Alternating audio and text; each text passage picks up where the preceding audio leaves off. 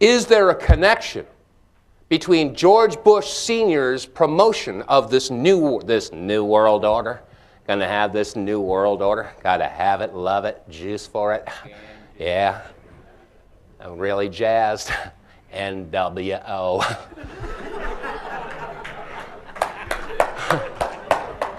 Is there a connection between GW and the New World Order? Well, you know, ladies and gentlemen, it just so happens, as they say, when you forget your history, you're destined to repeat it. Let's take a look at a piece from the Zeitgeist movie. How many people have seen Zeitgeist? Okay, about half of you. The other half of you get with the flippin' program. Now, some people get really PO'd because the first part of it is about religion, and it goes after organized religion, and a lot of the Christians get very upset, but understand it's not attacking God, it's attacking religion. The idea that we have been deceived from generation after generation through the millennium about what or who God is. So let's leave that behind, okay? I'm not here to argue semantics or religion with you. We'll talk about that a little bit later. But let's take a look at the Zeitgeist movie. Nazi Germany's war effort was largely supported by two organizations, one of which was called IG Farben. IG Farben produced 84% of Germany's explosives, and even the Zyklon B used in the concentration camps to kill millions. One of the unspoken partners of IG Farben was J.D. Rockefeller's Standard Oil Company in America. In fact, the German Air Force could not operate without a special additive patented by Rockefeller Standard Oil. The drastic bombing of London by Nazi Germany, for example, was made possible by a $20 million sale of fuel to IG Farben by the Rockefeller Standard Oil Company. This is just one small point on the topic of how American business funded both sides of World War II. One other treasonous organization worth mentioning is the Union Banking Corporation of New York City. Here you go. Not only did it finance numerous aspects of Hitler's rise to power, along with actual materials during the war, it was also a Nazi money laundering bank, which was eventually exposed for having millions of dollars of Nazi money in its vaults. The Union Banking Corporation of New York was eventually seized for violations of the Trading with the Enemy Act. Guess who the director and vice president of the Union Bank was? Prescott Bush. Our current president's grandfather, and of course our former president's father. Keep that in mind when considering the moral and political dispositions of the Bush family. Okay, keep that in mind, folks. Now, this whole thing between Nazis, and I want to point out, notice that well, you can't really see it. By the way, with the lights, whoever's doing the lights, can we just lose the fluorescence but keep these guys here? The incandescents, yeah, there we go. Let's see which is which. No, those we want to keep those. Ah, there we go. Yeah, there we go. Perfect. Now you can see it. All right. Now, when you look at the swastika, there's some folks say, "Oh, you shouldn't be making such a big deal about the swastika. For years, it was a symbol of peace and love." Well, you're right.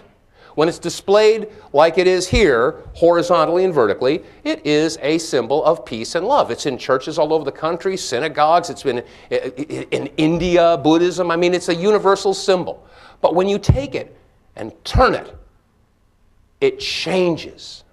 All right? And this is what was adopted by Hitler and the Nazi Party, and this came to be recognized worldwide as a symbol of hate, genocide, racism, the whole 9 yards. So it's the general perception that's important here. So I'm not going to argue about whether it's a peace symbol. The bottom line is when people see swastika, for the most part, they think of Nazis. I don't think anybody's going to argue that. So, about 2.5 years ago, somebody contacted me at the Power Hour, contacted us. They sent us a fax. Said, "Hey, Dave, we all know symbolism is real important. Did you know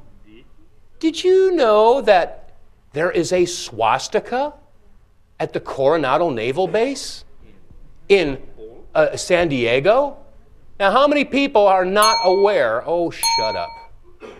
Come on now. Thank you. Let's do this. Come on. Let's establish a new session. Okay, fine. Let's do this. Okay. How many people are aware of what's at the Coronado Naval Base? Raise your hand. About half of you. For the other half, and again, I realize some of this is redundant information for those of you that have been paying attention, but let's do a little space traveling right now. Now, this is Google Earth. You can do this with your computer. You can zoom in on any place on the globe. let's take a little space trip to San Diego, California. We're going to just zoom in here. Come on, let's go. Come on, zoom in.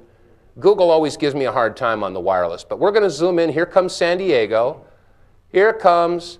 Zoomity, zoomity, zoom. We're getting close. There's the bay, and we're coming in closer, and we're coming in closer, and there's the naval base, and looky, looky, looky right here. Wow. Hello. Does anybody see what I'm seeing? This is the largest swastika on the face of the planet. How many people are shocked to see this? Raise your hand. Now, why would a swastika be at the naval base? I wrote certified return receipt letters. Does anybody want, you got the idea? Do I need to keep this open? This slows my computer down, so I'm going to close Google Earth. Why would a swastika be at our naval base? What type of symbolism is there here? Well, I wrote certified return receipt letters to the Department of Navy, Secretary of Defense. I wrote to the base commander. I wrote to the Department of Justice. I wrote to B'nai B'rith. I wrote to Aaron Zelman from the Jews for Preservation of Firearm Ownership. I wrote all these letters, sent them certified return receipt. This was in July of '06. Thank you. Okay, about 2.5 years ago. And I didn't hear from them. Nobody wrote me back except for I got one letter from the SecDef's office, basically saying that, well, you know, when we started building that thing, we really we didn't realize it until it was half done, when it sort of looked maybe a little bit like one of those swastika things, but you know, I figured, hey, you know, we didn't know, and we'd already been committed. So wait a minute, guy. I'm reading this. Oh, wait a second. You didn't have a blueprint? How about an architectural drawing, dare I say? Okay. We had no idea. Oh, and well, we didn't know that it was going to look like that. Snake snot, hockey pucks, horse feathers. So, anyway, about a year ago, not quite a year, I get a phone call from the Los Angeles Times.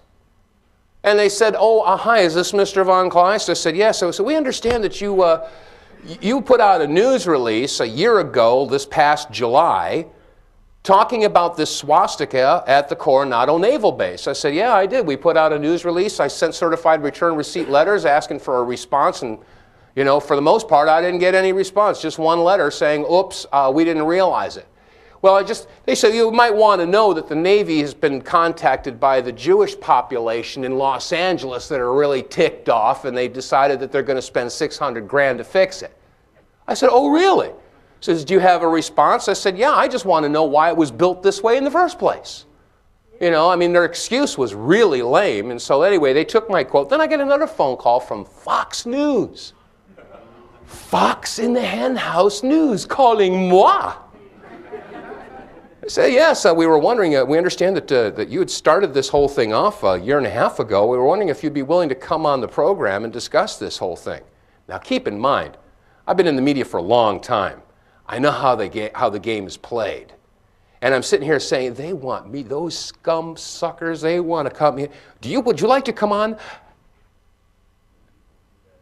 Yeah. I'd love to come on the program. Yeah, that's the ticket. Yeah, when can I be there? Yeah. So they say, yeah, well, come on up to Kansas City, and we'll set you up there, and we'll do a segment with Lori Dew. Oh, my favorite blow-up doll. So I'm driving up to Kansas City, and I'm thinking, now, when you're going to be on the news or you're going to be interviewed, you have to speak in complete sentences so they can't snip, snip, clip, clip, and change your words around. And I'm thinking to myself, how am I going to present this? If she asks me this, how will I respond? Now, certain points I want to make. Of course, I want to give a plug for Ron Paul, and I also want to see if I can't figure out a way to draw a similarity between this current Bush regime that we're living under and what Adolf Hitler did in Nazi Germany in the lead up to his takeover, of control. I'm sitting here thinking about all this stuff, and smoke's coming out of my ears. So anyway, because I'm only going to get about 3 minutes. So on my drive up to Kansas City, I thought about it, and this is how it went.